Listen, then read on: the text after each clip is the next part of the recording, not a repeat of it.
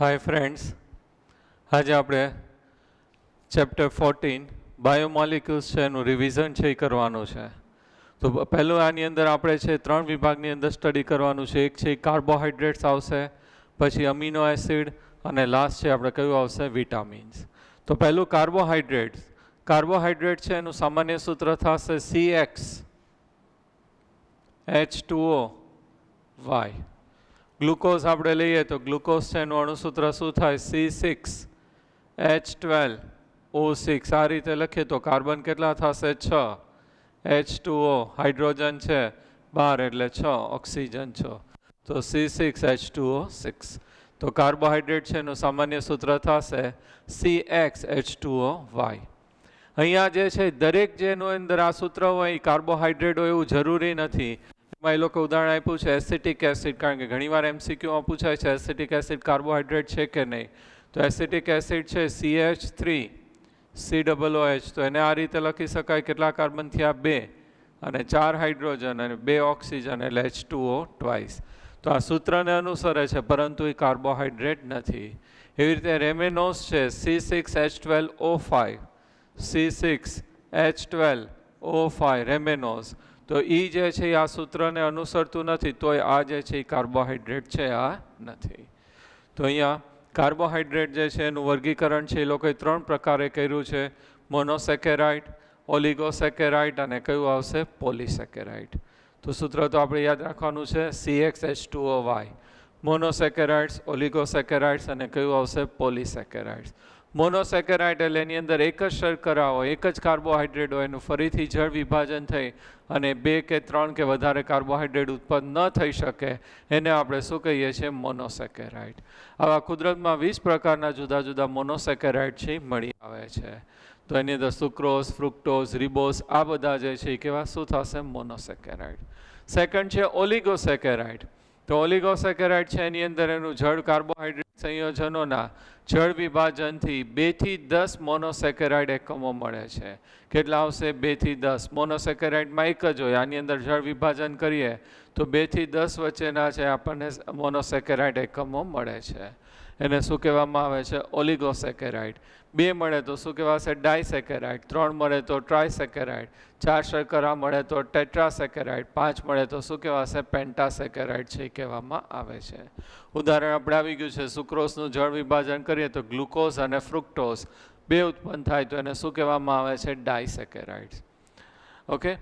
પછી છે પોલીસેકેરાઇડ્સ. તો એ કાર્બોહાઈડ્રેટના જળ વિભાજન કરતાં 10 કરતાં વધારે મોનોસેકેરાઇડ મળે તેને શું કહેવામાં આવે છે પોલીસેકેરાઇડ. તો એની અંદર છે સેલ્યુલોઝ, ગ્લાયકોજન, ગુંદર એ બધા જે છે એ શું થશે પોલીસેકેરાઇડ છે કહેવામાં આવે છે. ક્લિયર? પછી આપણે શર્કરા છે એની અંદર 2 ભાગ પાડ્યા છે. એક થશે નોન રિડ્યુસિંગ શર્કરા અને બીજું શું કહેવાશે રિડ્યુસિંગ શર્કરા. નોન રિડ્યુસિંગ એટલે ગુજરાતીમાં શું કહીએ છીએ બિન રિડક્શન કરતા શર્કરા, અને આ શું થશે રિડ્યુસિંગ શર્કરા એટલે રિડક્શન કરતા શર્કરા. તો બિન રિડક્શન કરતા શર્કરા અને રિડક્શન કરતા શર્કરા. તો જે કાર્બોહાઈડ્રેટ સંયોજનો છે ફેલિંગ દ્રાવણ કે ટોલેન્સ પ્રક્રિયકનું રિડક્શન કરે છે ન કરે તેને શું કહેવામાં આવે છે નોન રિડ્યુસિંગ શર્કરા. એનું રિડક્શન છે ન કરે એને શું કહેવામાં આવશે નોન રિડ્યુસિંગ શર્કરા. અને જે શર્કરા જે છે ફેલિંગ અને ટોલેન્સ પ્રક્રિયકનું જે છે રિડક્શન કરે તો એને શું કહેવામાં આવે છે રિડક્શન કરતા શર્કરા. બધી જ મોનોસેકેરાઇડ છે એ શું થશે રિડક્શન કરતા શર્કરા, કારણ કે એની અંદર આલ્ડીહાઇડ અને કીટોન ગ્રુપ છે એ કેવા હશે મુક્ત હોય, એટલે ફેલિંગ દ્રાવણ કે ટોલેન્સ દ્રાવણ છે એનું રિડક્શન છે કરે છે. બંને કસોટી આપણે આવી ગઈ છે અને રેગ્યુલર લેક્ચરમાં અમે પાછી રિપીટ કરી દીધી છે. એ આલ્ડીહાઇડ છે નિર્ણાયક કસોટી છે એની અંદર આપણે ટોલેન્સ અને ફેલિંગ કસોટી વાપરીએ છીએ. ટોલેન્સ છે એને રજત દર્પણ કસોટી કહેવામાં આવે છે અને ફેલિંગ સંયોજન છે એની અંદર ક્યુપ્રસ ઓક્સાઇડના લાલ રંગના અવક્ષેપ છે ઉત્પન્ન થાય છે. તો પ્રક્રિયા કરે તો એનું રિડક્શન કરે તો એને રિડક્શન કરતા શર્કરા, ન કરે તો શું કહેવામાં આવે છે બિન રિડક્શન કરતા શર્કરા, નોન રિડ્યુસિંગ સુગર. મોનોસેકેરાઇડ સંયોજનો. તો એની અંદર જે છે મોનોસેકેરાઇડની અંદર જો આલ્ડીહાઇડ સમૂહ આવેલો હોય તો એને આપણે શું કહીએ છીએ? આલ્ડોઝ. અને કીટોન સમૂહ આવેલો હોય તો શું કહીએ છીએ? કીટોઝ. તો એની અંદર આપણે 3 હોય સામાન્ય લખીએ છીએ. 3 આપણે એની અંદર સંખ્યા હોય. કાર્બન પરમાણુઓ જે છે એની અંદર 3 હોય, 4 હોય, 5 હોય, 6 હોય, એ રીતે વર્ગીકરણ થાય છે. 3 હોય તો શું કહેશું? ટ્રાયોઝ. 4 હોય તો શું કહેવાશે? ટેટ્રોઝ. 5 હોય તો પેન્ટોઝ. 6 હોય તો હેક્સોઝ. 7 હોય તો હેપ્ટોઝ. તો આ રીતે એનું નામ આપીએ છીએ. 3 હોય તો ટ્રાયોસ, 4 હોય તો ટેટ્રોસ, 5 હોય તો પેન્ટોસ, 6 હોય તો હેક્સોસ, 7 હોય તો હેપ્ટોસ. આલ્ડીહાઇડ સમૂહ હોય 3 કાર્બનમાં એક તો શું કહેવાશે? આલ્ડો ટ્રાયોસ. 4 હોય તો આલ્ડો ટેટ્રોસ, 5 હોય તો આલ્ડો પેન્ટોસ, 6 હોય તો આલ્ડો હેક્સોસ, 7 હોય તો આલ્ડો હેપ્ટોસ. એવી રીતે કીટોન સમૂહ જે છે એ 3 કાર્બન સાથે હોય તો કીટો ટ્રાયોસ, 4 હોય તો કીટો ટેટ્રોસ, 5 હોય તો કીટો પેન્ટોસ, 6 હોય તો કીટો હેક્સોસ, 7 હોય તો શું થશે? કીટો હેપ્ટોસ. તો આ રીતે છે એનું નામકરણ છે કરવામાં આવે છે. ઓકે, હવે જે છે એ થોડુંક મેં ત્યારે રિપીટ કર્યું હતું એ ફરીવાર હું કહી દઉં. ડી અને એલ નામકરણ, ડેક્સ્ટ્રો અને લીવો. તો પોલરીમીટર સાધન છે એની અંદર ધ્રુવીભૂત પ્રકાશનું કિરણ છે આપણે પસાર કરીએ છીએ. તો આ ધ્રુવીભૂત પ્રકાશનું કિરણ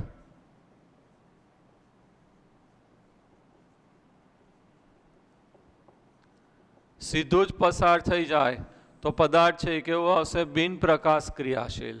જો એનું કોણાવર્તન છે એ જમણી બાજુ થાય તો એને છે આપણે શું કહીએ છીએ? દક્ષિણ ભ્રમણીય અથવા તો ડેક્સ્ટ્રો કહીએ છીએ. સ્મોલ ડી અથવા પોઝિટિવ સંજ્ઞા વડે દર્શાવીએ છીએ. જો એનું કોણાવર્તન છે એ ડાબી બાજુ થાય તો એ વામ ભ્રમણીય લીવો રોટેટરી કહેવામાં આવે છે. સ્મોલ એલ અથવા નેગેટિવ સંજ્ઞા વડે દર્શાવીએ છીએ. અને જો એની અંદર ડેક્સ્ટ્રો અને લીવોનું પ્રમાણ સરખું હોય તો ધ્રુવીભૂત પ્રકાશનું કિરણ છે કેવું પસાર થઈ જશે? સીધું જ પસાર થઈ જશે. એવા મિશ્રણને શું કહેવામાં આવે છે? રેસેમિક મિશ્રણ પણ કહેવામાં આવે છે. રેસેમિક મિશ્રણને ડીએલ અથવા તો પોઝિટિવ નેગેટિવ સંજ્ઞા વડે આપણે દર્શાવીએ છીએ. બીજું પદાર્થ પ્રકાશ ક્રિયાશીલ છે કે નહીં કઈ રીતે ખબર પડે? તો એની અંદર એક અથવા એક કરતાં વધારે કેવો કાર્બન આવેલો હશે? અસમ કાર્બન. અસમ કાર્બન કોને કહીએ છીએ? કાર્બનની ચારેય સંયોજકતા જુદા જુદા અણુ, પરમાણુ કે સમૂહથી સંતોષાયેલી હોય એવા કાર્બનને આપણે શું કહીએ છીએ? અસમ કાર્બન. આ રીતે એસ્ટ્રિક વડે દર્શાવીએ છીએ. અસમ કાર્બનો એટલે કેવું થશે? પ્રકાશ ક્રિયાશીલ. ગ્લિસરાલ્ડીહાઇડ ઉદાહરણ આપ્યું છે તો CHO, COHH અને CH2OH. શું નામ થશે? ગ્લિસરાલ્ડીહાઇડ. તો આ ગ્લિસરાલ્ડીહાઇડ છે.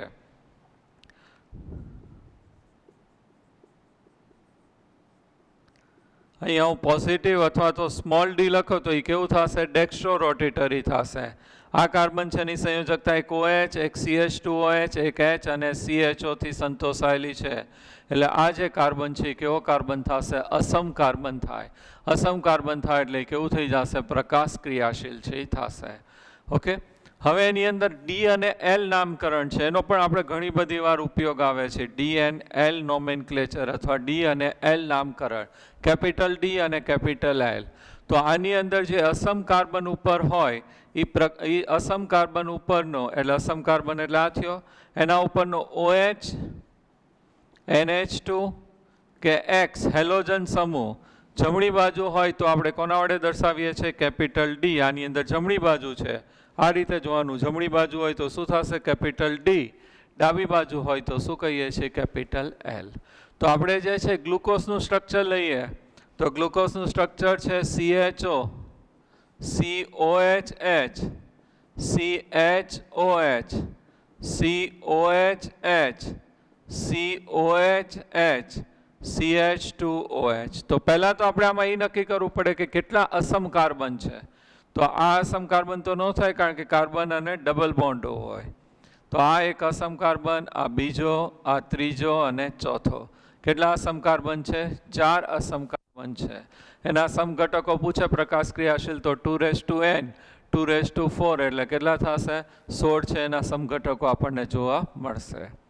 હવે આની અંદર ગ્લુકોઝ આ છે એ ડેક્સ્ટ્રો રોટેટરી હોય છે એટલે આપણે પોઝિટિવ લખીએ છીએ અથવા સ્મોલ ડી લખાય. હવે આની અંદર કેપિટલ ડી છે કે કેપિટલ એલ નક્કી કરવું હોય તો આપણે અસમ કાર્બન ઉપરનો OH સમૂહ જોઈએ છે. અહીંયા તો અસમ કાર્બન 4 છે તો કયો OH સમૂહ જોવાનો? તો એના માટે નિયમ આપી દીધો છે કે અસમ કાર્બન હોય એમાં છેલ્લો અસમ કાર્બન ઉપરનો OH સમૂહ જોવાનો. તો અહીંયા લઘુત્તમ નંબર આપીએ તો 1 2 3 4 5 6 આ છેલ્લો અસમ કાર્બન છે, એનો OH સમૂહ જમણી બાજુ છે, તો આને શું કહેવાશે? Capital D, positive glucose. તો ક્લિયર? કેપિટલ ડી અને કેપિટલ એલ નામકરણ. અસમ કાર્બનનો OH NH2 કે હેલોજન સમૂહ જમણી બાજુ હોય તો કેપિટલ ડી, ડાબી બાજુ હોય તો શું થશે? Capital L. અને આની અંદર પોઝિટિવ એટલે શું થશે? ડેક્સ્ટ્રો. એક કરતાં વધારે અસમ કાર્બન હોય તો છેલ્લા અસમ કાર્બન ઉપરનો OH સમૂહ જોવાનો. ક્લિયર? હવે જે છે આના ઉપરથી અહીંયા જે પ્લેન પોલરાઇઝ લાઇટ અથવા ધ્રુવીભૂત પ્રકાશના કિરણનું છે આ રીતે કોણાવર્તન થતું હોય જમણી બાજુ અથવા તો ડાબી બાજુ, તો એનું વિશિષ્ટ ભ્રમણ છે એ શોધવા માટેના ન્યુમેરિકલ્સ પૂછાય છે. તો એના માટે કયું સૂત્ર આપણે કીધું હતું? આલ્ફા D2T, વિશિષ્ટ પરિભ્રમણ બરાબર આલ્ફા D2T. ડી એટલે શું થશે? એની અંદર આપણે જે સોડિયમની લાઇટ છે એ વાપરીએ છીએ એની શું આવશે? તરંગ લંબાઈ આવશે. પછી ટી એટલે શું થશે? તાપમાન થશે. ઇક્વલ ટુ આલ્ફા એટલે અવલોકન કરેલું ભ્રમણ. અહીંયા જે ભ્રમણ કરીએ જમણી બાજુ થાય તો પોઝિટિવ કહેવાય, ડાબી બાજુ થાય તો negative. Upon L into C. L એટલે શું થશે? Length of the sample tube. Sample tube જેમાં આપણે દ્રાવણ રાખીએ છીએ એ નળીની લંબાઈ ખાસ છે એ કયા એકમમાં લેવાનું છે? ડેસીમીટરમાં. લેન્થ છે કયા એકમમાં લઈએ છીએ? ડેસીમીટરમાં. અને સી જે છે આપણું કોન્સન્ટ્રેશન છે એ આપણે છે કયા એકમમાં લેવાનું છે? કોન્સન્ટ્રેશન છે ગ્રામ પર ml લેવાનું છે. ખાસ યાદ રાખજો, ગ્રામ પર ml કોન્સન્ટ્રેશન. અને આપણે MCQમાં પૂછાય છે. ઓકે, હવે આપણે છે અભ્યાસ કરવાનો છે ગ્લુકોઝની બનાવટ. ગ્લુકોઝ છે એનું સ્ટ્રક્ચર તો આપણે ડ્રો કર્યું જ છે. હવે એના ઉપરથી જુદા જુદા રિએક્શન છે મેં ડિટેલમાં સમજાવ્યા છે, અત્યારે હું શોર્ટમાં ખાલી એનું રિવિઝન કરાવું છું. બરાબર? હા, તો આપણે સ્ટ્રક્ચર કરી નાખ્યું. કેટલા અસમકાર બનાવેલા છે? 4. હવે આની અંદર એવું કહી શકાય કે હાઇડ્રોક્સિલ સમૂહ OH સમૂહ કેટલા છે? 5. એમાં આ એક છે કેવું થશે? પ્રાથમિક આલ્કોહોલ થશે. OH સમૂહ ધરાવતો કાર્બન બીજા એક કાર્બન સાથે જોડાયેલો છે એટલે કેવું થશે? પ્રાથમિક આલ્કોહોલ. બાકીના 4 જે છે કેવા આલ્કોહોલ થશે? દ્વિતીયક આલ્કોહોલ. તો એક પ્રાથમિક આલ્કોહોલ અને 4 જે છે કેવા થશે? દ્વિતીયક આલ્કોહોલ થશે. ક્લિયર? હવે આપણે એનું સૂત્ર છે તારવીએ. તો ગ્લુકોઝ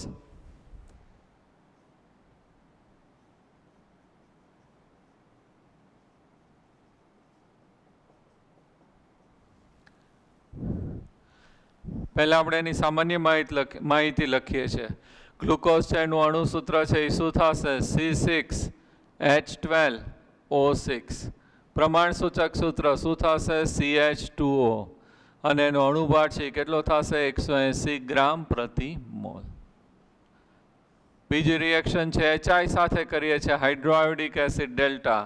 પ્રક્રિયા કરીએ એટલે આપણે નોર્મલ હેક્સેન મળે છે. નોર્મલ હેક્સેન મળે એટલે શું દર્શાવે છે? 6 કાર્બન છે એક સાથે શૃંખલામાં ગોઠવાયેલા છે આ રીતે. એની અંદર કોઈ શાખા છે આવેલી નથી. તો અહીંયા જે છે આપણને નોર્મલ હેક્સેન મળે છે જે દર્શાવે છે કે 6 કાર્બન એક સાથે લાઇનમાં ગોઠવાયેલા છે. પછી આપણે એનું 2 પ્રક્રિયા કરીએ છીએ. એક જે છે હાઇડ્રોક્સિલમાઇન સાથે અને બીજી કોની સાથે કરીએ છીએ? HCN સાથે. તો હાઇડ્રોક્સિલમાઇન સાથે પ્રક્રિયા કરીએ અને HCN સાથે પ્રક્રિયા કરીએ. હાઇડ્રોક્સિલમાઇન NH2OH -H2O થઈને આપણને શું મળે છે? ઓક્સાઇમ.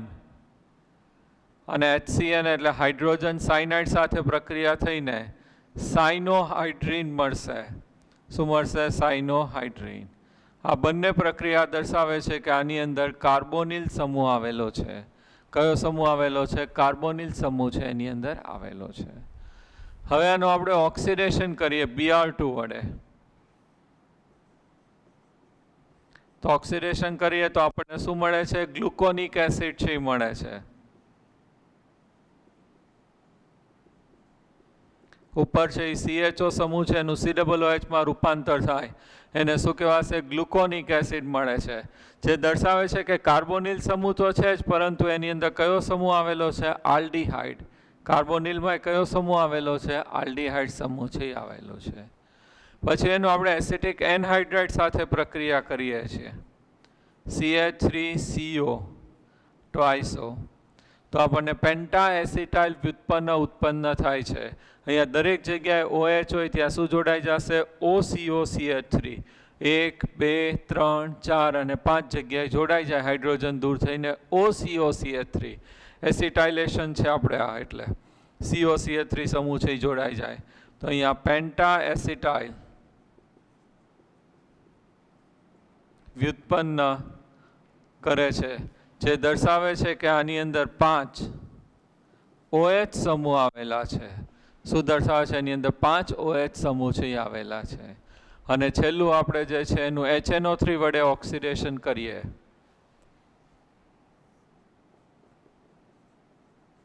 તો આપણને મળે છે સેકેરિક એસિડ જે ઉત્પન્ન થાય છે.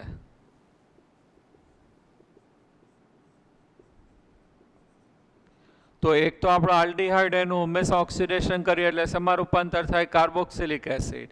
અને પ્રાઇમરી આલ્કોહોલ છે એનું સહેલાઈથી ઓક્સિડેશન થઈને શેમાં રૂપાંતર થાય? Carboxylic acid. સેકન્ડરી છે એ તો કીટોનમાં રૂપાંતર થાય ને પછી આગળ થાય. એટલે સેકન્ડરી છે, દ્વિતીયક છે, એનું ઓક્સિડેશન ન થાય. કોનું થશે? પ્રાથમિકનું. તો બંને જગ્યાએ COOH આવી જાય પહેલા અને છઠ્ઠા કાર્બન ઉપર. એને શું કહેવાશે? સેકેરિક એસિડ. ડાયકાર્બોક્સિલિક એસિડ પણ કહેવામાં આવે છે. તો અહીંયા સેકેરિક એસિડ ઉત્પન્ન થાય છે, જે દર્શાવે છે કે આની અંદર એક છે એ કયો આવેલો છે? પ્રાથમિક આલ્કોહોલ છે.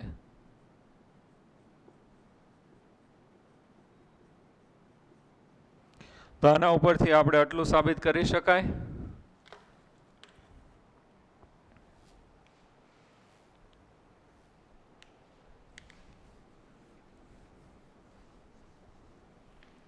જો પહેલા મુદ્દા ઉપરથી એવું કહી શકાય કે કેટલા કાર્બન આવેલા છે? 6 કાર્બન છે એક લાઈનમાં ગોઠવાયેલા છે.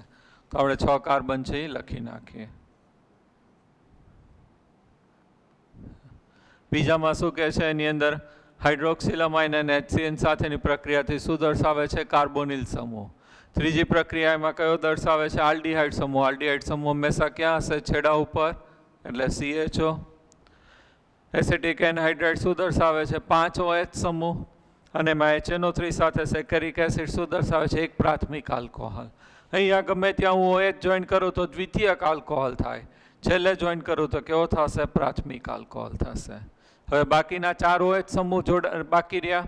4 OH સમૂહ છે એમાં બે OH સમૂહ એક કાર્બન ઉપર ક્યારેય ન જોડાય, કારણ કે કેવું થઈ જાય? અસ્થાયી. અને અસ્થાયી થાય એટલે H2O દૂર થઈને ત્યાં C બોન્ડ થઈ જાય.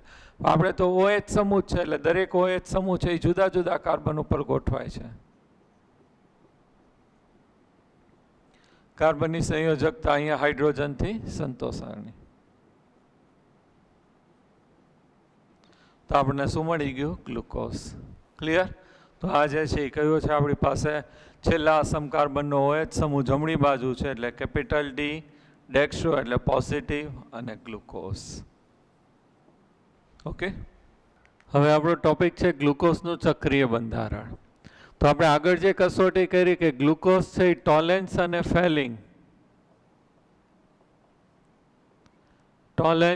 ફેલિંગ કસોટી આપે છે, પરંતુ એના જેવી જ એક આલ્ડીહાઇડની નિર્ણાયક કસોટી છે સ્કીફ કસોટી છે એ આપતું નથી. બીજું, અહીંયા જે છે આપણે કહ્યું કે ગ્લુકોઝ જે છે HCN સાથે યોગશીલ પ્રક્રિયા આપે છે, હાઇડ્રોજન સાયનાઇડ સાથે યોગશીલ પ્રક્રિયા આપે છે. તો એના જેવી જ પ્રક્રિયા છે NaHSO3 સાથે, સોડિયમ હાઇડ્રોજન સલ્ફાઇડ સાથે. તો એ યોગશીલ પ્રક્રિયા એની સાથે આપતું નથી. પછી ગ્લુકોઝ જે છે એ હાઇડ્રોક્સિલમાઇન સાથે પ્રક્રિયા કરે છે. ગ્લુકોઝ પ્રક્રિયા કરશે, પણ ગ્લુકોઝની આપણે એસિટિક એનહાઇડ્રેટ સાથે પ્રક્રિયા કરીએ તો પેન્ટા એસિટેટ સંયોજન મળે છે. પેન્ટા એસિટાઇલ વ્યુત્પન્ન આપણે કીધું હતું, પેન્ટા એસિટેટ સંયોજન મળે છે.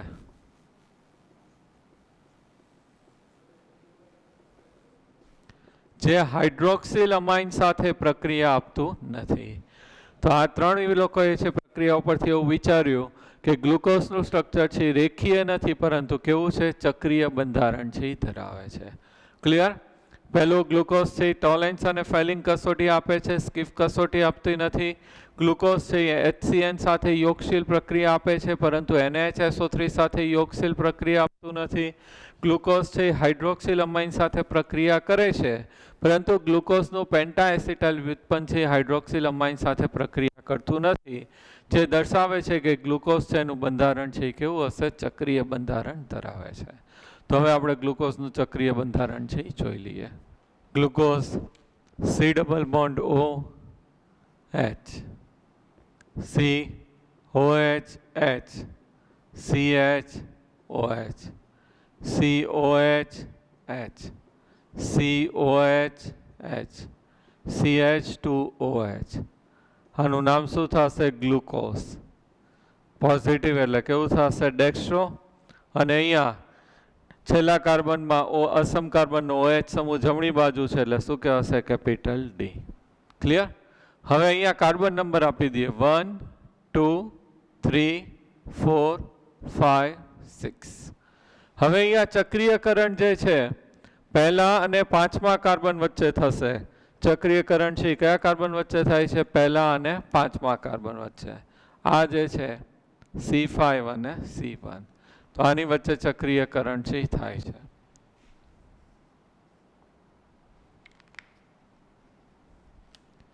H અહીંયા છે કાર્બન અને ઓક્સિજન દ્વિબંધ, એક સિગ્મા બંધ અને બીજો પાઈ બંધ. પાઈ બંધ તૂટશે, આ એક H પોઝિટિવ છે ઓક્સિજન સાથે જોડાઈ જાય એટલે અહીંયા શું બની જશે? OH.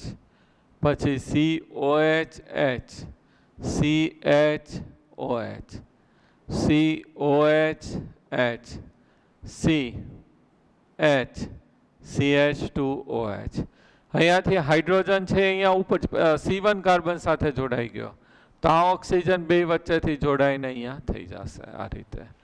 તો આ જે છે D પોઝિટિવ ગ્લુકોઝ અને અહીંયા નવો ઉત્પન્ન થતો આ OH સમૂહ, આ નવો ઉત્પન્ન થયો કારણ કે અહીંયા પહેલા કાર્બન ઉપર OH સમૂહ છે જ નહીં, તો અહીંયા નવો OH સમૂહ ઉત્પન્ન થયો એ કઈ બાજુ આવેલો છે? જમણી બાજુ. તો આને શું કહેવામાં આવે છે? Alpha D positive glucose. શું કહેશો? Alpha D positive glucose. Same ચક્રીયકરણ થાય ત્યારે OH સમૂહ ડાબી બાજુ આવે તો શું કહેશું? Beta D positive glucose. તો હવે ડાબી બાજુ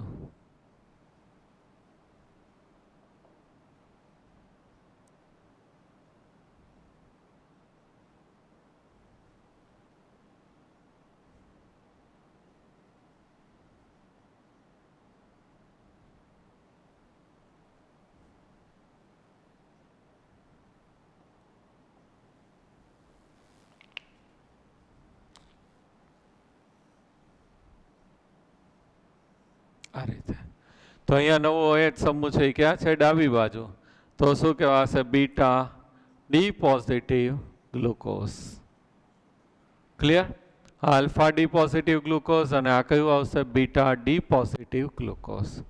હવે આની અંદર અત્યારે આપણે આની અંદર જો તો અસમ કાર્બન કયા છે? બીજો, ત્રીજો, ચોથો અને પાંચમો. કેટલા અસમ કાર્બન છે? 4. હવે ચક્રીયકરણ થયું ત્યારે આ નવો અસમ કાર્બન છે C1 કાર્બન કેવો થયો? અસમ કાર્બન થયો, તો એને એનોમેરિક કાર્બન કહેવામાં આવે છે. ચક્રીયકરણ આપણે રચના ડ્રો કરીએ ત્યારે C1 કાર્બન છે એ અસમ કાર્બન નહોતો, તો કેવો કાર્બન થયો? અસમ કાર્બન બને છે, તો એને એનોમેરિક કાર્બન કહેવામાં આવે છે.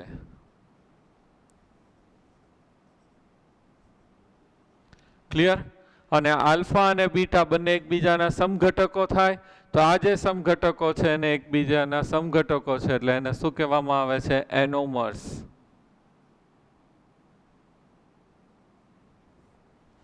ક્લિયર? સમજાઈ ગયું આટલું? હવે આના ઉપરથી લોકોએ પાયરેન ઉપરથી છે સ્ટ્રક્ચર છે ડ્રો કર્યા છે ગ્લુકોઝનો. પાયરેન છે એ આ રીતે ચક્રીય રચના છે, હેટ્રોસાયક્લિક કહેવાય, વચ્ચે એક ઓક્સિજન આવી ગયું છે, પાયરેન. તો આના ઉપરથી લોકોએ ગ્લુકોઝના આલ્ફા અને બીટા છે એ સ્ટ્રક્ચર છે ડ્રો કર્યા છે. તો એ આપણે જોઈ લઈએ. પેલું આલ્ફા માટે આપણે જોઈ લઈએ.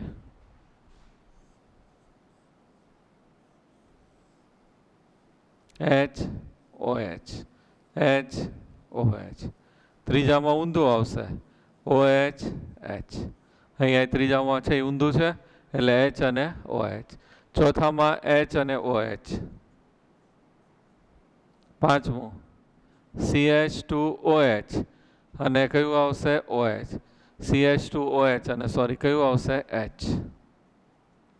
1 2 3 4 5 6 થઈ ગયું. આ જે છે ને આપણે શું નામ કહીએ છીએ આલ્ફા ડી પોઝિટિવ ગ્લુકોપાયરેનોઝ. આ પાયરેન ઉપરથી છે એટલે શું કહીએ છીએ ગ્લુકોપાયરેનોઝ. આલ્ફા તો આપણે અહીંયા છે જ ડી પોઝિટિવ ગ્લુકોપાયરેનોઝ.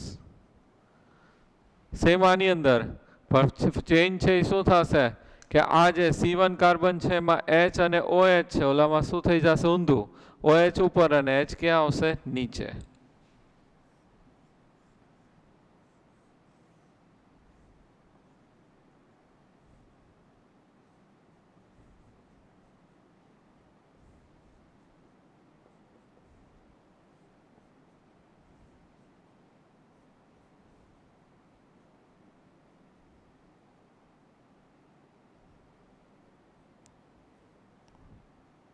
અને શું કહેવાશે બીટા ટી પોઝિટિવ ગ્લુકો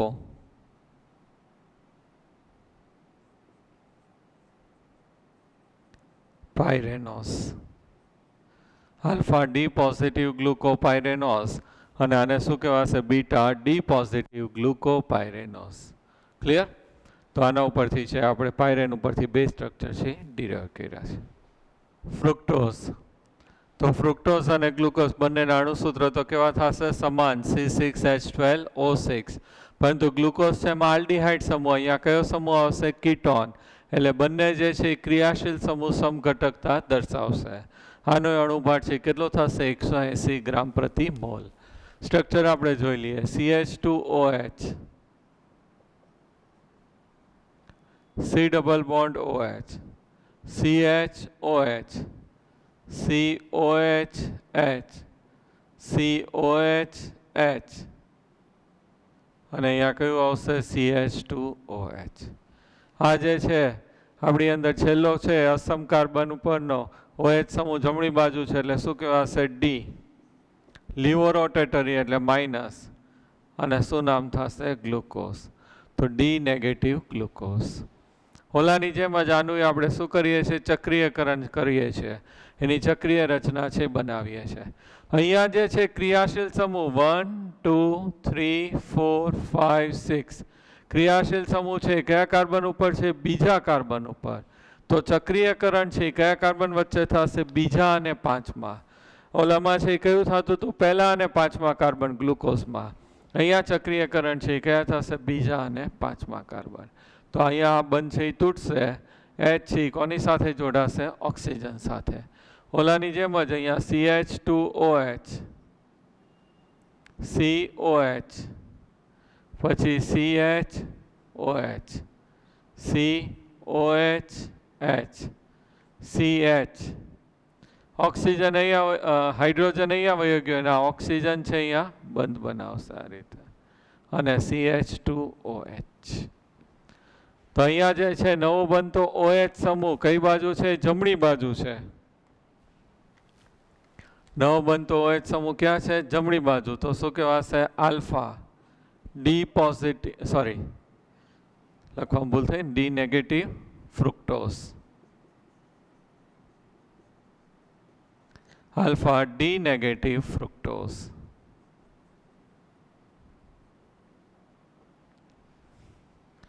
સેમ અહીંયા OH સમૂહ નવો બનતો છે ડાબી બાજુ હોય તો શું કહેવાશે બીટા.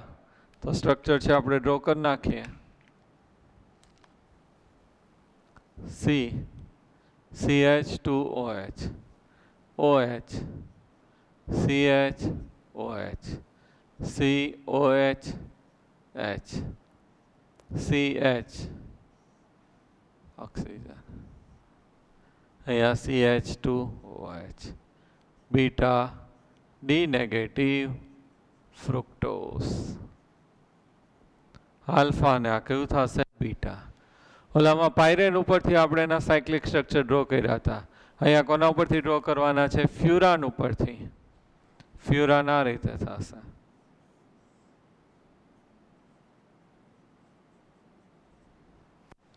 તો ફ્યુરાન ઉપરથી સ્ટ્રક્ચર છે આપણે આલ્ફા અને બીટા છે ડ્રો કરીએ.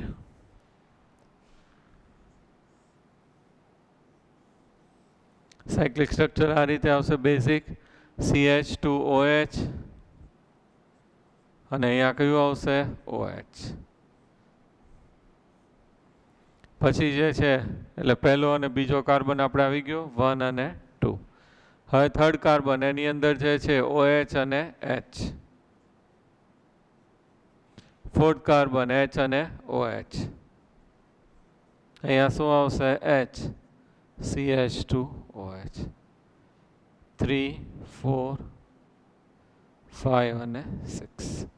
તો આ જે છે શું બની ગયું આલ્ફા ડી નેગેટિવ લીવો. આને શું કહે છે ફ્રુક્ટોફ્યુરાનોસ. ફ્રુક્ટોફ્યુરાનોસ.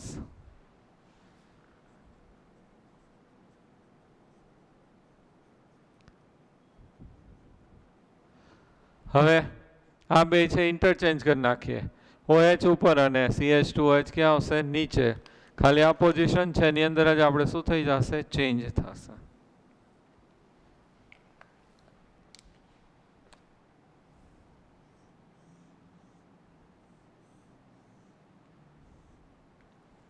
OH CH2OH OH H H OH CH2OH અને H. 1 2 3 4 5 6. તો બીટા ડી નેગેટિવ ફ્રુક્ટોફ્યુરાનોસ. આલ્ફા ને આ કયું આવશે બીટા. ઓકે. તો આ એનું હાર્વર્ડ સ્ટ્રક્ચર પણ કહેવામાં આવે છે અને આપણે એનું શું કહીએ છીએ હાર્વર્ડ સ્ટ્રક્ચર. મેં શોર્ટમાં અહીં આખું ટેબલ ફોર્મમાં આપી દીધું છે. મોનોસેકેરાઇડ ગ્લુકોઝ અને કયું આવશે ફ્રુક્ટોઝ. સામાન્ય વર્ગ આલ્ડીહાઇડ અને ઓલું કયું થશે કીટોન કીટોહેક્સોસ. ઓલાને શું કહેવાશે આલ્ડોહેક્સોસ. અહીંયા જે છે ગ્લુકોઝ એ ડેક્સ્ટ્રો લઈએ છીએ અને ફ્રુક્ટોઝ કયું આવે છે લીવો. મ્યુટા રોટેશન બે દર્શાવશે. મેં લેક્ચરમાં આગળ એક્સપ્લેન કરી દીધું છે મ્યુટા રોટેશન. આલ્ફા અને બીટા બેનું સ્પેસિફિક રોટેશન વિશિષ્ટ ભ્રમણ જુદું જુદું હોય પરંતુ થોડાક સમય પછી બે સરખું થઈ જાય ને શું કહેવાશે બીટા રોટેશન મ્યુટા રોટેશન. પછી એનોમર્સ છે તો આલ્ફા ડી પોઝિટિવ ગ્લુકોઝ અને બીટા ડી પોઝિટિવ ગ્લુકોઝ. ઓલાની અંદર ફ્રુક્ટોઝમાં alpha D negative fructose beta D negative fructose. Clear. હવે આપણે ડાયસેકેરાઇડ કરવાનું છે. આ જે છે આપણે શર્કરાનું જળ વિભાજન કરીએ કાર્બોહાઈડ્રેટનું તો બે મોનોસેકેરાઇડ છે એમાંથી ઉત્પન્ન થાય એટલે આપણે એને શું કહીએ છીએ ડાયસેકેરાઇડ્સ. ડિટેલમાં આપણે કરેલું છે એટલે અત્યારે મેઇન આપણે યાદ રાખી લઈએ કે કઈ કઈ ડાયસેકેરાઇડ છે એની અંદર કયા કયા મોનોસેકેરાઇડ અથવા કાર્બોહાઈડ્રેટ હશે. તો સુક્રોઝ જે છે આપણે લઈએ 3 આપણે અભ્યાસ કરવાનું છે. એક છે કયું આવશે સુક્રોઝ. બીજું છે આપણી પાસે માલ્ટોઝ અને ત્રીજું લેક્ટોઝ. માલ્ટોઝ અને ત્રીજું કયું છે લેક્ટોઝ. ટેબલ ફોર્મમાં જ આપણે લર્ન કરતા જશું. અહીં ટેબલ છે જ મેં એટલે બનાવીને ખાસ મૂક્યું છે. આની અંદર પોઝિટિવ કે નેગેટિવ તો ત્રણેય જે છે એ કેવા આવશે ડેક્સ્ટ્રો પોઝિટિવ પોઝિટિવ પોઝિટિવ. હવે મોનોસેકેરાઇડ છે આપણે જોઈ લઈએ અને બધાની બંધ છે કયો બનશે ગ્લાયકોસાઇડિક બંધ બનશે. તો પહેલું જે છે એની અંદર છે ગ્લુકોઝ અને ફ્રુક્ટોઝ જોડાય છે. તો ગ્લુકોઝ છે એ કયો જોડાશે આની અંદર alpha D positive glucose plus આપણી પાસે ફ્રુક્ટોઝ છે એ કયું આવશે beta D negative fructose. Beta D negative fructose. Alpha D positive glucose plus beta D negative fructose.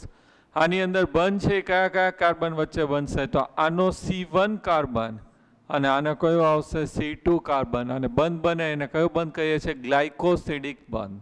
Clear. હવે બીજું આપણે લઈએ છીએ માલ્ટોઝ. આ ઉપરના 4 સ્ટ્રક્ચર યાદ રાખવાના. અહીંયાથી જોઈને સીધું લખી નખાય alpha D positive glucose beta D negative fructose. આનો કયો કાર્બન આવશે C1 અને આનો કયો આવશે C2 એટલે અહીંયાથી બે વચ્ચે બંધ છે બનશે. ઓકે. હવે બીજું આપણે લઈએ છીએ માલ્ટોઝ. તો માલ્ટોઝ છે એની અંદર આલ્ફા ડી પોઝિટિવ ગ્લુકોઝ અને બીજું આપણે એની અંદર કયું વાપરીએ છીએ આલ્ફા ડી પોઝિટિવ ગ્લુકોઝ. તો બંને વચ્ચે છે બંધ છે બને છે. તો આલ્ફા ડી પોઝિટિવ ગ્લુકોઝ અને બીજું કયું વપરાય છે આલ્ફા ડી પોઝિટિવ ગ્લુકોઝ. પણ આનો C1 કાર્બન અને આનો કયો વપરાશે C4. બંને આ જ વપરાશે પણ એકવાર આ અને બીજાનો આ બાજુથી આવશે એટલે C1 અને C4 કાર્બન વચ્ચે ગ્લાયકોસિડિક બંધ છે એ બનશે. ઓકે.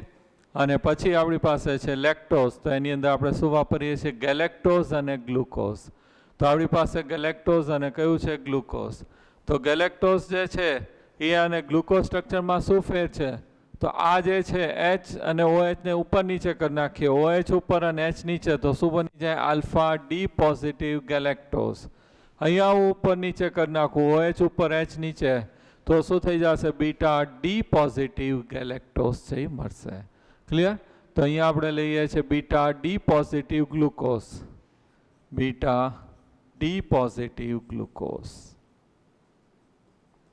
પ્લસ આની અંદર આપણે વાપરીએ છીએ beta D positive galactose.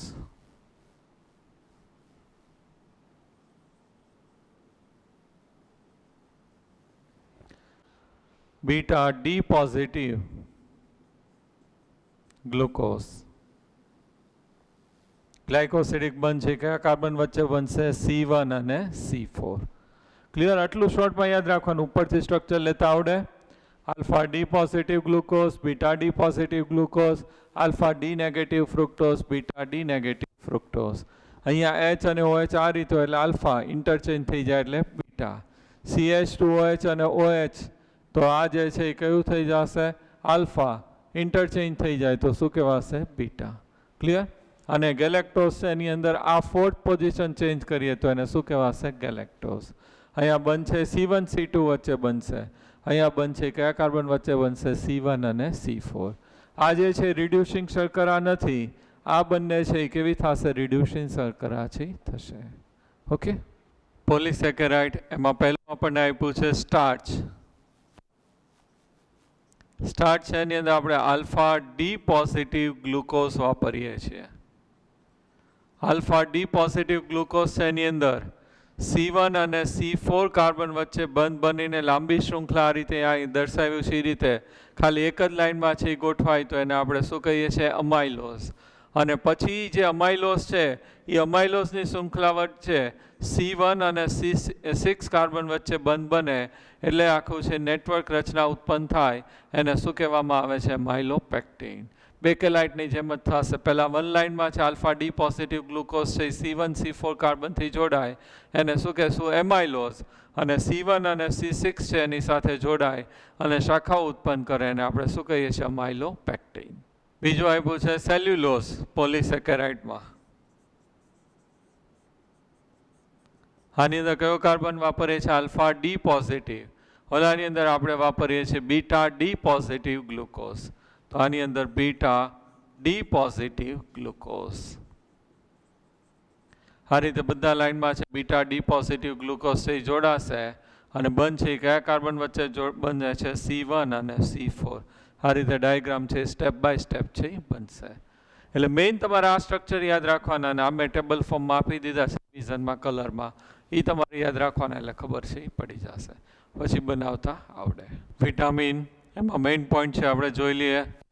Vitamin છે વિશિષ્ટ જૈવિક કાર્યોને થવા માટે આહારમાં આવશ્યક એવા કાર્બનિક પદાર્થો છે જેનાથી સજીવોને અનુકૂળતમ અથવા તો ઓપ્ટિમમ વૃદ્ધિ અને સ્વાસ્થ્યનું સામાન્ય નિભાવ થાય છે.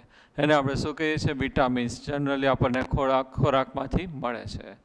વિટામિન છે એની અંદર A, D, E, K એ કેવા થશે ફેટ સોલ્યુબલ. બી અને સી છે એ કેવા થશે વોટર સોલ્યુબલ. ખાસ યાદ રાખજો A, D, E, K કેવું થશે ફેટ સોલ્યુબલ ચરબીમાં દ્રાવ્ય થશે અને બી અને સી છે એ કેવું થશે પાણીમાં દ્રાવ્ય થશે વિટામિન B12 સિવાયના. પછી ઉણપથી થતા રોગ યાદ રાખવાના છે. વિટામિન એ છે ને ઉણપથી શું થશે ઝેરોપ્થેલ્મિયા રતાંધણાપણું. વિટામિન B1 થાઇમિન કહીએ છીએ એના લીધે શું થશે બેરી થશે. વિટામિન B2 રિબોફ્લેવિન, તો એની અંદર છે કિલોસિસ છે, એની અંદર મોઢાની અંદર જે છે મોઢા હોઠ એની અંદર છે એ ચીરા પડી જશે. પછી આપ્યું છે વિટામિન B6 એટલે પેરોડોક્સિન, તો એની અંદર આંચકી આવે છે. વિટામિન B12ની ઉણપથી છે એ આપણને વિનાશી રક્ત અલ્પતા અથવા હિમોગ્લોબિન છે RBCની ઉણપ છે એ જોવા મળે છે. વિટામિન B12 શું થશે? સાઇનોકોબાયલોમાઇન સામાન્ય નામ. Vitamin C ascorbic acid scurvy છે એના લીધે જોવા મળે છે. વિટામિન D તો એમાં શું આવશે? રિકેટ્સ છે, નાના બાળકોના પગમાં છે હાડકામાં વિકૃતિ જોવા મળશે અને મોટી ઉંમરના એના હાડકાં પોચા અને સાંધાના દુખાવા થાય છે. વિટામિન E જે છે એની અંદર RBCની ખામી હોય છે અને નબળાઈ આવે છે અને નપુંસકતા હોય છે. વિટામિન K તો રુધિર ગંઠાવાનો સમય છે એમાં વધારો થાય છે, બ્લડ છે જલ્દી ક્લોટિંગ છે થતું નથી. એમિનો એસિડ છે એનું સામાન્ય સૂત્ર થશે RCH NH2 COOH. આની અંદર જે છે કાર્બોક્સિલિક એસિડ અને અમીનો બંને સમૂહ આવેલા છે, એટલે કયો સ્વભાવ ધરાવશે? ઉભય ગુણધર્મી સ્વભાવ છે એ ધરાવે છે. અહીંયા H પોઝિટિવ છે એ જલીય દ્રાવણમાં છે, અહીંયા સ્થાનાંતર થઈ જાય તો આપણને શું મળશે? RCH NH3 પોઝિટિવ અને COO નેગેટિવ. એને શું કહેવામાં આવે છે? Zwitter ion. અને આપણે શું કહીએ છીએ? Zwitter ion. આ જે ઝ્વિટર આયન છે એસિડ અને બેઝ બંને સાથે પ્રક્રિયા કરે છે, ઉભય ગુણધર્મી છે. એસિડ સાથે પ્રક્રિયા કરે H પોઝિટિવ તો શું થઈ જશે? RCH NH3 positive COOH. તો દ્રાવણમાં કયો આયન ઉત્પન્ન કરે છે? ધન આયન છે ઉત્પન્ન કરે છે, પોઝિટિવ આયન છે ઉત્પન્ન કરશે, કેટાયન કહેવામાં આવે છે. બેઝ સાથે પ્રક્રિયા કરીએ તો OH માઇનસ અને H positive minus H2O, RCH NH2 COO negative. તો આ જે છે ઋણ આયન ઉત્પન્ન થાય છે અને શું કહેવામાં આવે છે? એનાયન. આને શું કહેવામાં આવશે? કેટાયન. તો એક કેટાયન અને એક શું ઉત્પન્ન કરે છે? એનાયન. એસિડમાં કેટાયન અને બેઝમાં શું ઉત્પન્ન કરશે? એનાયન. આને આપણે લખીએ COOH C NH2 R H અને R.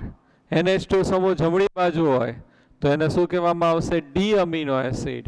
અને NH2 સમૂહ ડાબી બાજુ હોય તો આપણે એને શું કહીએ છીએ? R amino acid. ઓકે, તો આ એનું ડી અને એલ છે નામકરણ છે થઈ ગયું. હવે અમીનો એસિડ છે એનું આપણે વર્ગીકરણ છે કરીએ છીએ. તો અમીનો એસિડ છે એનું વર્ગીકરણ જે છે બે પ્રકારે કરવામાં આવે છે. એક આવશ્યક અમીનો એસિડ અને બીજું કયું આવશે? બિન આવશ્યક અમીનો એસિડ. અહીંયા અમીનો એસિડ જે છે એની અંદર R બરાબર જુદા જુદા સમૂહ આવશે. તો R બરાબર આપણે H લઈએ તો એને શું કહીએ છીએ? ગ્લાયસીન. R બરાબર H લઈએ તો શું થઈ જાય? ગ્લાયસીન. તો CH NH2 COOH. તો આ ગ્લાયસીન છે એની અંદર અસમ કાર્બન નથી એટલે કેવું થઈ જશે? બિન પ્રકાશ ક્રિયાશીલ. ગ્લાયસીન સિવાયના બધા જ અમીનો એસિડ છે એ કેવા થશે? પ્રકાશ ક્રિયાશીલ.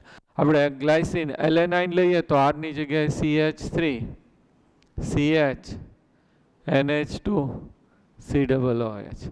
તો અસમ કાર્બન ધરાવે છે તો એ કેવું થઈ જશે? પ્રકાશ ક્રિયાશીલ. તો ગ્લાયસીન સિવાયના બધા જ અમીનો એસિડ છે એ કેવા થશે? પ્રકાશ ક્રિયાશીલ. અને એક છેલ્લું યાદ રાખવાનું છે પ્રોલિન. પ્રોલિન છે એને દ્વિતીય કમાઇન કહેવામાં આવે છે. એ એક MCQમાં એકવાર છે પૂછાઈ ગયું છે. એનું સ્ટ્રક્ચર છે આ રીતે થશે HCOOH. પછી આવશે NH અને અહીંયા જે છે એ કયું હશે? CH2. આ રીતે હોય એને શું કહેવામાં આવે છે? પ્રોલિન. અને આ જે છે એ કેવું થશે? દ્વિતીય કમાઇન છે એ થશે. હવે એનું આપણે છે વર્ગીકરણ જોઈ લઈએ. તો બે પ્રકારે છે, એક આવશ્યક અમીનો એસિડ અને બીજું કયું આવશે? બિન આવશ્યક અમીનો એસિડ. તો અહીં આવશ્યક અમીનો એસિડ, તો જે અમીનો એસિડ જે છે આપણા શરીરની અંદર નથી બનતા, આપણે ખોરાક દ્વારા મેળવીએ છીએ અને શું કહેવામાં આવશે? આવશ્યક અમીનો એસિડ. અને બિન આવશ્યક અમીનો એસિડ જે આપણા શરીરમાં બને છે એને બહારથી ખોરાક દ્વારા લેવા પડતા નથી, એને શું કહીએ છીએ? બિન આવશ્યક અમીનો એસિડ. ઉદાહરણ છે એની અંદર આપ્યા છે, ટેબલની અંદર જે એસ્ટ્રિક કરેલા છે એ બધા જે છે એ કેવા થશે? આવશ્યક અમીનો એસિડ છે. વેલિન, લ્યુસિન, આઇસોલ્યુસિન, આર્જિનિન, ગ્વાનિન, લિયોનિન, આ બધા જે છે એ કેવા થશે? આવશ્યક. અને બાકીના જે ઓલી બાજુ લખ્યા છે બધા કેવા થશે? બિન આવશ્યક અમીનો એસિડ છે થશે. પછી એનું વર્ગીકરણ આપણે કર્યું છે કે એની અંદર 3 પ્રકાર પાડ્યા છે આપણે: તટસ્થ amino acid, acidic amino acid અને કયું આવશે? Basic amino acid. તટસ્થ અમીનો એસિડ જે છે એની અંદર NH3 અને COOH સમૂહ બંને સરખા હોય. અહીંયા જે છે તો આ તટસ્થ થાય, બંને છે એ સરખા જ છે, તો એવા અમીનો એસિડ છે એને આપણે શું કહીએ છીએ? તટસ્થ amino acid. Glycine, alanine, valine. Acidic તો એની અંદર અહીંયા કાર્બોક્સિલિક એસિડ આવે, અહીંયા R બરાબર, તો 2 એસિડિક અને 1 NH2 એટલે એસિડિક અમીનો એસિડ કહેવાય. COOH સમૂહની સંખ્યા NH2 કરતાં વધી જાય તો એસ્પાર્ટિક એસિડ, ગ્લુટેરિક એસિડ એ બધા જે છે એ કેવા થશે? એસિડિક થશે. અને બેઝિક છે તો -2 સમૂહ છે એ વધી જાય. બધાના ઉદાહરણ છે ખાસ તમારે યાદ રાખવાના છે. ઓકે, હવે જે છે આપણે અમીનો એસિડ છે એમાંથી પ્રોટીન સંયોજનનું બંધારણ છે આપણે સમજવાનું છે. પ્રોટીન સંયોજનોનું બંધારણ. આની અંદર જે છે 2 અમીનો એસિડ છે એકબીજા સાથે જોડાય તો આપણે ડાયપેપ્ટાઇડ કહીએ છીએ. 3 અમીનો એસિડ એકબીજા સાથે જોડાય તો ટ્રાયપેપ્ટાઇડ કહેવાય. 4 જોડાય તો ટેટ્રાપેપ્ટાઇડ કહેવાય. આવા 100 કે તેથી વધારે અમીનો એસિડ છે એકબીજા સાથે જોડાઈ જાય અથવા તો એનું આણ્વીય દળ છે 10,000 કરતાં વધારે થાય, 10,000 મ્યુ કરતાં વધારે થાય તો એને આપણે શું કહીએ છીએ? પ્રોટીન કહીએ છીએ. પોલિમર જેવું ઘણા બધા 100 કે તેથી વધારે અમીનો એસિડ જોડાય એને પોલીપેપ્ટાઇડ કહેવાય. એને આપણે કઈ રીતે ઓળખીએ છીએ? પ્રોટીન તરીકે. તો અહીંયા જે છે આપણે એક ઉદાહરણ જોઈ લઈએ ડાયપેપ્ટાઇડનું. તો એની અંદર આપણે જે છે એલેનાઇન અને કયું લઈએ છીએ? ગ્લાયસિન. ગ્લાયસિન છે એની અંદર આપણે અમીનો એસિડનું સામાન્ય સૂત્ર આ રીતે લખ્યું હતું: RCH NH2 COOH. ગ્લાયસિન છે એની અંદર R બરાબર H આવશે તો આ રીતે લખાય NH2 CH2 COOH glycine. Alanine એમાં R બરાબર કયું આવશે? CH3 સમૂહ, તો NH2 CH3 COOH, તો આ શું થઈ જશે? એલેનાઇન. બે વચ્ચે બંધ છે એ બનશે પેપ્ટાઇડ બંધ છે એ કહેવામાં આવે છે. હંમેશા કાર્બોક્સિલિક એસિડમાંથી OH અને NH2 માંથી H જાય એટલે -H2O. NH2 CH2 C double bond O NH CH3 COOH. આ બંધ છે એ અમાઇડ બંધ પણ કહેવાય અથવા તો આપણે કયો બંધ કહીએ છીએ? અહીંયા પેપ્ટાઇડ બંધ છે એ કહીએ છીએ. આ બાજુ છે હંમેશા NH2 સમૂહ આવે, આ બાજુ કયું આવશે? COOH સમૂહ. હવે ગમે એટલા અમીનો એસિડ જોઈન કરીએ, આ બાજુ હંમેશા છેલ્લે COOH સમૂહ, આ બાજુ હંમેશા કયો સમૂહ આવશે? NH2 સમૂહ. અને C ટર્મિનલ રેસિડ્યુ C અંતસ્થ અવશેષ કહેવાય, આને N ટર્મિનલ રેસિડ્યુ N અંતસ્થ અવશેષ છે કહેવામાં આવે છે. શોર્ટમાં આને સિમ્બોલિક લખવું હોય તો કઈ રીતે લખાશે? GLY અને LA. ગ્લાયસિન અને આ શું થશે? એલેનાઇન. ક્લિયર? તો આવા 100 કે તેથી વધારે અમીનો એસિડ છે આ રીતે જોડાય એને આપણે શું કહીએ છીએ? પ્રોટીન કહીએ છીએ. અને એનો અણુભાર છે 10,000 છે મ્યુ કરતાં કેવો થશે? વધારે થશે. એક ઇન્સ્યુલિન છે સ્પેશિયલ કેસમાં યાદ રાખવાનું, એની અંદર છે કેટલા અમીનો એસિડ આવેલા હશે? 51 અમીનો એસિડ હશે. બાકીના બધા જ પ્રોટીન જે છે એની અંદર અમીનો એસિડ છે 100 કે તેથી કેવા હશે? વધારે હશે. ઓકે, પ્રોટીન સંયોજનો. તો પ્રોટીન સંયોજનો છે એનું આપણે 2 પ્રકારે બંધારણના આધારે વર્ગીકરણ કરીએ છીએ. એક રેસામય પ્રોટીન અને બીજું કયું આવશે? ગોલીય પ્રોટીન. રેસામય પ્રોટીન અને બીજું કયું આવશે? ગોલીય પ્રોટીન. બંને મેં અહીંયા તફાવતના રૂપમાં છે લઈ લીધું છે. પોલીપેપ્ટાઇડ શૃંખલા જ્યારે એકબીજાને સમાંતર ગોઠવાયેલી હોય તો એને એકબીજાને હાઇડ્રોજન બંધ અથવા ડાયસલ્ફાઇડ બંધથી જોડાયેલા હોય તો એને આપણે શું કહીએ છીએ? રેસામય પ્રોટીન. આ રીતે આકૃતિ થશે.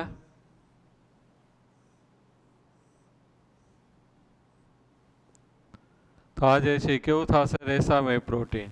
અથવા તો આપણે આ રીતે પ્રોટીન જે છે એની અંદર અમીનો એસિડ જે છે એ બી સી ડી એવી રીતે અહીંયા બીજો ગોઠવાયેલો હોય સી એ બી અને અહીંયા કયા બંધથી જોડાયેલા હશે? હાઇડ્રોજન બંધ અથવા તો ડાયસલ્ફાઇડ બંધથી જોડાયેલા હશે. પાણીમાં છે આ કેવું થશે? અદ્રાવ્ય છે એ થશે. ઉદાહરણ છે એની અંદર કેરેટીન, વાળ, ઊન છે એમાં રેશમમાં હોય છે અને બીજું કયું આવશે? માયોસિન સ્નાયુઓમાં હોય છે. પછી ગોલીય પ્રોટીન છે. ગોલીય પ્રોટીન જે છે એની અંદર પોલીપેપ્ટાઇડ શૃંખલા વળીને ગોળાકાર સ્વરૂપમાં ફેરવાય છે. એ પાણીમાં છે કેવું થશે? દ્રાવ્ય થાય.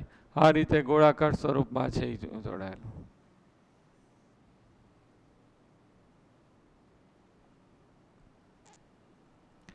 પાણીમાં આ અદ્રાવ્ય કેવું હશે? દ્રાવ્ય હશે.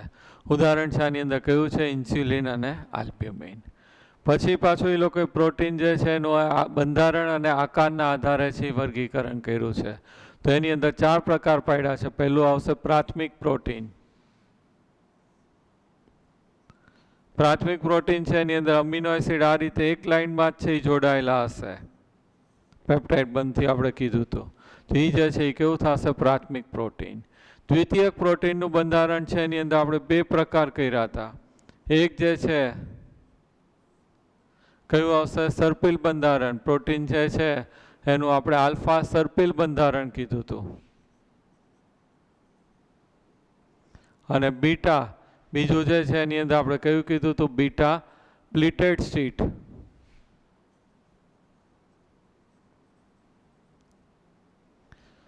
ખરેખર આ જે છે એની અંદર જ આપણે આ રીતે જે છે એ ગોઠવણી થશે. એને આપણે જે છે એ કયું બંધારણ છે એ કહીએ છીએ? દ્વિતીયક બંધારણ છે એ કહીએ છીએ. તો પ્રાથમિક છે એમાંથી આ રીતે છે એ આમ જોડાય તો એ શું બની જશે? દ્વિતીયક બંધારણ છે એ બનશે. આની અંદર બંધ છે એ હાઇડ્રોજન બંધ બનશે. કોની વચ્ચે બનશે? સી ડબલ બોન્ડ ઓ અને NH નો હાઇડ્રોજન બે વચ્ચે આંતરાણવીય H બંધ છે એ બનશે. સર્પિરાકાર હોય એટલે આ રીતે આખું સર્પિરાકાર છે રચના બનશે. હેલિક્સ સ્ટ્રક્ચર છે એ કહેવામાં આવે છે. આની અંદર બીટા સ્પ્લિટેડ એટલે આ રીતે જે છે પેપરથી મેં દર્શાવ્યું હતું મોડલ બનાવીને એ રીતે જે છે એ જોડાશે. અહીંયા વચ્ચે જે છે એ કયો બંધ બનેલો હશે? એની અંદર સી ડબલ બોન્ડ ઓ અને NH આનો હાઇડ્રોજન બંધથી આ રીતે જોડાઈને બનશે. ત્રીજું જે છે આપણે કયું કીધું છે? એનું તૃતીયક બંધારણ કીધું છે. તો તૃતીયક બંધારણ છે એની અંદર આ રીતે વધારે છે એ શૃંખલાથી જોડાયેલા હશે. આ જે છે એ કયું થઈ જશે? તૃતીયક બંધારણ છે એ કહેવામાં આવે છે. એની અંદર કયા બંધથી બનેલા હશે?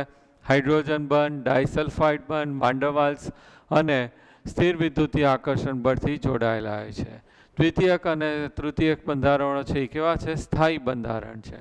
ચતુર્થક છે એની અંદર ઘણા બધા છે જોડાયેલા ઘણી બધી જગ્યાએ.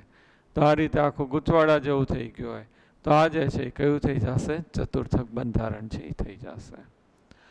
પછી ટોપિક આપ્યો છે પ્રોટીન સંયોજનો વિકૃતિકરણ. તો પ્રોટીન સંયોજન છે જૈવ રાસાયણિક પ્રક્રિયામાં છે એ ભાગ લેતો હોય એને આપણે શું કહીએ છીએ? પ્રાકૃતિક પ્રોટીન કહેવામાં આવે છે. સામાન્ય રીતે પ્રોટીન છે શરીરમાં છે જૈવ રાસાયણિક પ્રક્રિયાની અંદર ભાગ લેતો હશે સક્રિય હોય એટલે એને પ્રાકૃતિક પ્રોટીન કહેવામાં આવે છે. પરંતુ એની અંદર આપણે તાપમાનમાં કોઈ ફેરફાર કરીએ, તાપમાન છે વધારીએ અથવા pHમાં છે કોઈ ફેરફાર કરીએ તો એની અંદર જે હાઇડ્રોજન બંધ હોય એ શું થઈ જશે? તૂટી જાય. ગોલીય પ્રોટીનના અણુઓ છે એ ખુલ્લા થઈ જાય. બંધ થઈ તૂટી જાય તો અણુઓ છે એ કેવા થઈ જશે? ખુલ્લા બંધ થઈ જશે. સર્પિલક અણુઓ છે આ રીતે સર્પિલાકાર હોય તો એની વચ્ચે જે છે એ વળાંક છે એ રહેશે નહીં. તો આની અંદર જે છે એ પોતાની સક્રિયતા છે એ ગુમાવે છે. પ્રોટીન જે એક્ટિવ હોય કાર્ય કરતો હોય એની સક્રિયતા છે એ શું કરશે? ગુમાવશે. તો આ જે છે એ ગુમાવે છે અને શું કહેવામાં આવે છે? પ્રોટીનનું વિકૃતિકરણ છે એ કહેવામાં આવે છે. એની અંદર ઉદાહરણ આપ્યું છે કે ઉકાળવાથી ઈંડાની સફેદીમાં થતું સ્કંદન વિકૃતિકરણનું એક સામાન્ય ઉદાહરણ છે. અને બીજું આપણને એ લોકોએ આપ્યું છે દૂધમાંથી દહીં બનવું જે દૂધમાં રહેલા બેક્ટેરિયા દ્વારા લેક્ટિક એસિડ બનાવવાના કારણે ઉત્પન્ન થાય છે. તો એને આપણે એનું શું કહીએ છીએ? વિકૃતિકરણ કહેવામાં આવે છે. પછી આપણને ટોપિક આપ્યો છે ઉત્સેચકો આપ્યો છે. બરાબર, નાના નાના ટોપિક છે એમાંથી ક્યારેક MCQમાં પૂછાઈ શકે. તો આપણું જે કોઈ પણ રાસાયણિક પ્રક્રિયા કરતા હોય ત્યારે આપણે ઉદ્દીપકની જરૂર પડે છે કે એની સક્રિયકરણ એન્થેલ્પી ઘટાડે અને રાસાયણિક પ્રક્રિયાનો વેગ છે એ શું કરશે? વધારશે. તો બાયોકેમિકલ રિએક્શન છે, જૈવ રાસાયણિક પ્રક્રિયા છે, આપણા શરીરની અંદર જે પ્રક્રિયા થતી હોય એની અંદર ઉદ્દીપકની જગ્યાએ આપણે જે છે રાસાયણિક પ્રક્રિયાનો વેગ વધારવા માટે પદાર્થ વાપરીએ છીએ અને શું કહેવામાં આવે છે? ઉત્સેચકો કહેવામાં આવે છે. અને દરેક રાસાયણિક પ્રક્રિયા માટે ચોક્કસ ઉત્સેચકની જરૂર પડે છે. માલ્ટોઝ હોય એનું આપણે છે વિભાજન કરવું હોય જળ વિભાજન, તો કયો ઉત્સેચક વાપરીએ છીએ? માલ્ટેઝ. તો એવી રીતે છે આપણે યુરિયા માટે યુરિએસ છે વાપરીએ છીએ. તો દરેક રાસાયણિક પ્રક્રિયા માટે ઉત્સેચક છે એ ચોક્કસ ઉત્સેચકની જરૂર પડે છે. દરેક ઉત્સેચક આપણે જે વાપરીએ માલ્ટેઝ, યુરિએસ, તો પાછળ કયો પ્રત્યય લગાડીએ છીએ? એ જ પ્રત્યય છે એ લગાડીએ છીએ. કોઈ રાસાયણિક પ્રક્રિયા છે એ ઓક્સિડેશનથી ઉદ્દીપિત થાય તો સાથે સાથે છે રિડક્શન પ્રક્રિયા થતી હોય. કારણ કે ઓક્સિડેશન થાય ત્યાં હંમેશા કઈ પ્રક્રિયા થાય? રિડક્શન પ્રક્રિયા થાય. તો બંને થતી હોય તેવા ઉત્સેચકોને ઓક્સિડો રિડક્ટેઝ ઉત્સેચક છે કહેવામાં આવે છે. ઓકે, ખાસ યાદ રાખજો MCQ માટે. અને ઉત્સેચક છે એ કાર્ય કઈ રીતે કરે? તો સક્રિયકરણ એન્થેલ્પી છે ઘટાડે અને પ્રક્રિયાનો વેગ છે એ શું કરશે? વધારશે. ખાસ યાદ રાખવાનું, સુક્રોઝ છે એની સક્રિયકરણ એન્થેલ્પી છે એ કેટલી છે? 6.22 કિલો જૂલ પર મોલ છે. પરંતુ ઉત્સેચકની હાજરીમાં પ્રક્રિયા કરશું તો સક્રિયકરણ એન્થેલ્પી છે એ ઘટી જશે, 2.15 કિલો જૂલ પર મોલ થશે. તો આ રીતે જે છે સક્રિયકરણ એન્થેલ્પી ઘટે અને પ્રક્રિયાનો વેગ છે એની અંદર શું થશે? વધશે. ક્લિયર? ન્યુક્લિક એસિડ સંયોજનો એની અંદર મુખ્યત્વે DNA અને બીજું કયું આવશે? RNA. DNA એટલે શું થશે? ડીઓક્સી રિબોન્યુક્લિક એસિડ અને RNA એટલે શું થશે? Ribonucleic acid. આનુવંશિકતા માટે જવાબદાર છે. પેઢી દર પેઢી આપણે લક્ષણો જે છે ટ્રાન્સફર થાય છે એના માટે જે છે એ ન્યુક્લિક એસિડ છે જવાબદાર છે. તો ન્યુક્લિક એસિડમાં મુખ્ય બે પ્રકારના હોય છે. એક કયું આવશે? DNA અને બીજું કયું આવશે? RNA. DNA એટલે શું થશે? Deoxy ribonucleic acid. RNA એટલે શું થશે? Ribonucleic acid. આનું બંધારણ છે એ ત્રણ મુખ્ય રીતે આપણે છે વર્ગીકૃત કરી શકાય. એક એની અંદર જે છે પેન્ટોઝ શર્કરા આવેલી હોય છે. પેન્ટોઝ શર્કરા. પેન્ટોઝ શર્કરા એટલે કેટલા કાર્બન વાળી શર્કરા હશે? 5 કાર્બન વાળી પેન્ટોઝ શર્કરા છે કહેવામાં આવે છે. બીજું એની અંદર ફોસ્ફોરિક એસિડ હશે.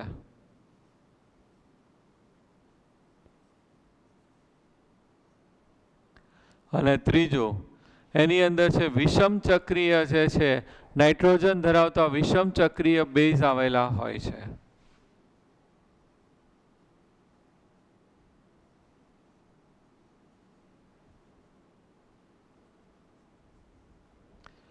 પેન્ટોઝ શર્કરા જે છે એની અંદર DNA છે એની અંદર બીટા-2 ડીઓક્સીરિબોઝ આવેલું હોય છે. કયું હશે? બીટા-D2 ડીઓક્સીરિબોઝ. કોની અંદર હશે? DNA માં. સ્ટ્રક્ચર છે આપણે આ રીતે ડ્રો થશે.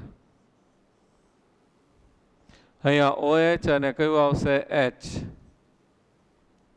પછી અહીંયા જે છે એની અંદર H અને H. પછી થર્ડ કાર્બન છે એના ઉપર H અને OH. અહીંયા જે છે H અને CH2OH. 1, 2, 3, 4 અને 5. બીજા ઉપર બંને શું છે? હાઇડ્રોજન. બીટા-D2 ડીઓક્સીરિબોઝ કહેવામાં આવે છે.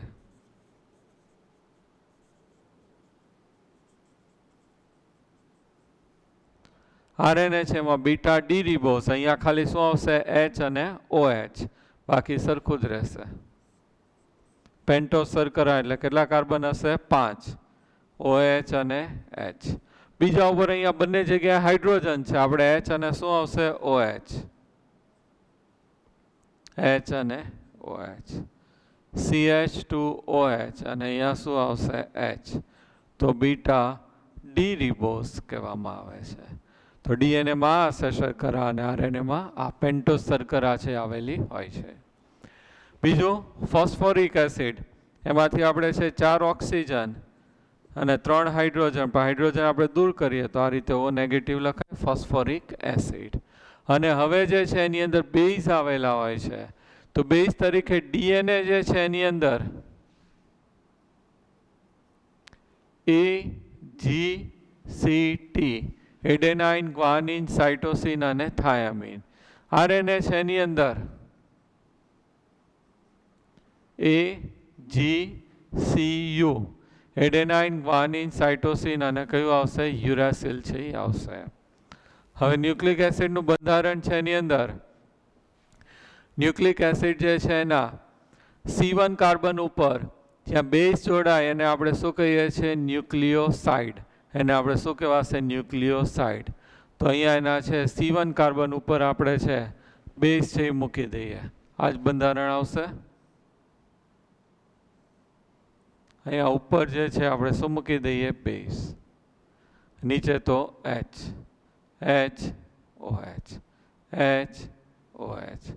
CH2OH અને H.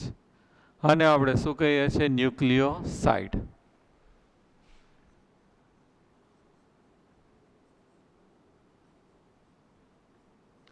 અને આપણે શું કહીએ છીએ? ન્યુક્લિયોસાઇડ. કયા કાર્બન ઉપર જોડાણું? C1 કાર્બન ઉપર. હવે જો પાંચમા કાર્બન ઉપર ફોસ્ફેટ જોડાય તો એને શું કહેવામાં આવે છે? ન્યુક્લિયોટાઇડ. એને આપણે શું કહીએ છીએ? ન્યુક્લિયોટાઇડ. એટલે આ રીતે આવશે.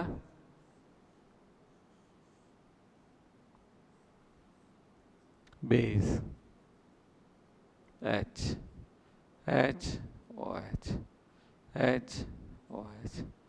અહીંયા આવશે H. અહીંયા CH2O P double bond O negative nucleotide. આ ન્યુક્લિયોસાઇડ અને આ શું થઈ જશે? ન્યુક્લિયોટાઇડ. આપણે જે છે એની વચ્ચે ફોસ્ફોડાયએસ્ટર લિંકેજ બંધથી જોડાશે.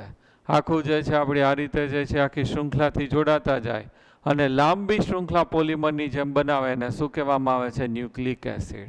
તો આપણે પહેલાં એક બંધ છે આ બે વચ્ચે બને એ જોઈ લઈએ. હવે બંધ જે છે એ કયા કાર્બન વચ્ચે બનશે? C1 અને C3 અને C5. તો અહીંયા C3 અને C5 વચ્ચે બંધ બનશે. કયો બંધ બને છે? ફોસ્ફોડાયએસ્ટર લિંકેજ. એ આપણે જોઈ લઈએ. જો આ રીતે ન્યુક્લિયોટાઇડ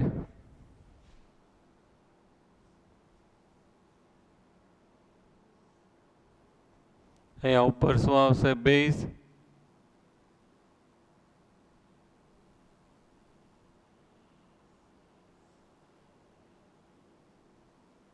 HOH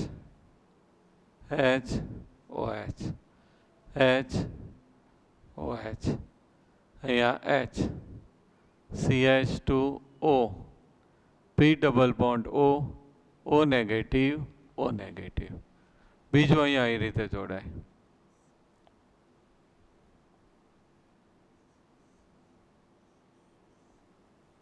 ઉપર શું આવશે? Base HOH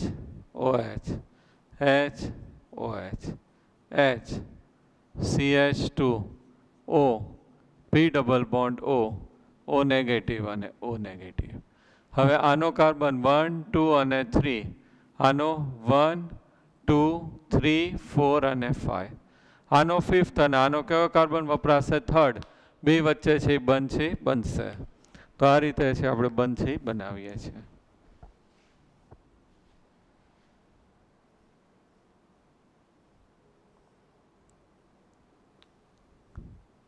base HOH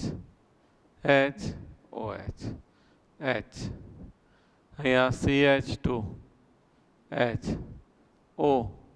P double bond O negative. આનો આ પાંચમો છે અહીંયા ઉપર બંધ બનાવી દે આ રીતે. આનો જે છે OH માંથી O P. હવે ડબલ બોન્ડ O એમને આવશે આપણી પાસે. અહીંયા એક O નેગેટિવ વધશે અને એક O નીચે છે અહીંયા બંધ છે બનાવશે CH2H. અહીંયા બેઝ HOH OH. તો આ જે બંધ છે કયો બંધ બનશે? ગ્લાયકોસિડિક બંધ છે એ આની અંદર બનશે. આવી રીતે બધા છે એ જોડાતા જાય તો આપણે જે છે એ જોઈન્ટ કરતા જઈએ. અહીંયા જે છે આપણી પાસે આ જે છે આપણી પાસે સુગર, એના ઉપર જે છે એ શું આવશે? બેઝ. અહીંયા કયું આવશે? ફોસ્ફેટ. પાછું અહીંયા કયું આવશે? સુગર. ઉપર છે એ કયું આવશે? બેઝ. પાછું ફોસ્ફેટ. પાછું અહીંયા સુગર. ઉપર જે છે એ કયું આવશે? બેઝ. અહીંયા કયું આવશે? ફોસ્ફેટ. આવી જે આખી લાંબી શૃંખલા જે બને એને શું કહેવામાં આવે છે? Nucleic acid. બેઝ છે એની અંદર આપણે કીધું કે DNA હોય તો કયું આવશે? AGCT. RNA હોય તો કયું આવશે? AGCU. આવા જે બે ન્યુક્લિયો આપણી પાસે ન્યુક્લિયો એસિડ બને છે, ન્યુક્લિક એસિડ, એ બે ન્યુક્લિક એસિડની શૃંખલા એકબીજાની સામે ગોઠવાય. આ એક છે એની સામે બીજી ગોઠવાય અને આખું આવું હેરિકલ સ્પાઇરલ બંધારણ બનાવે એને શું કહીએ છીએ? DNA. પણ એની અંદર ખાસ યાદ રાખવાનું છે એ છે એની સામે હંમેશા શું જોડાશે? T. એની સામે છે આપણે શું જોઈન કરશું? T. એ એટલે શું થશે? એડેનાઇન. તો એ છે એની સામે હંમેશા છે T આવશે અને C છે એની સામે શું આવશે? G આવશે. તો આ એડેનાઇન છે એની અંદર સામે થાયમિન આવશે અને અહીંયા સાઇટોસિન છે એની સામે કયું આવશે? ગ્વાનિન. એ અને ટીની વચ્ચે છે એ કેવા બનશે? બે આંતરાણ્વીય H1 બનશે. આની અંદર છે એ કેટલા આંતરાણ્વીય H1 બનશે? 3.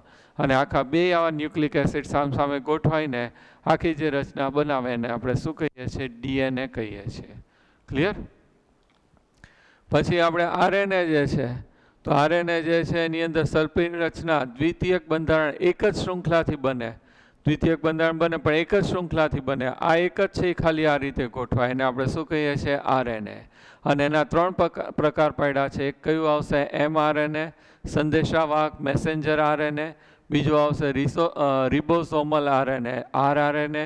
અને ત્રીજું આવશે સ્થાનાંતર એટલે ટ્રાન્સફર tRNA છે આપણને બનશે.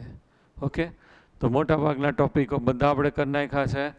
આની અંદર જે છે આપણી પાસે અંતઃસ્ત્રાવો જે છે એ ટોપિક આપણા NCERTમાં નથી પણ નીટ માટે તમારે એકવાર રીડ કરી લેવાનું. ઓકે, અને છેલ્લે આપણે ડિફરન્સ આપ્યો છે DNA અને RNA. Okay, thank you very much. Best of luck.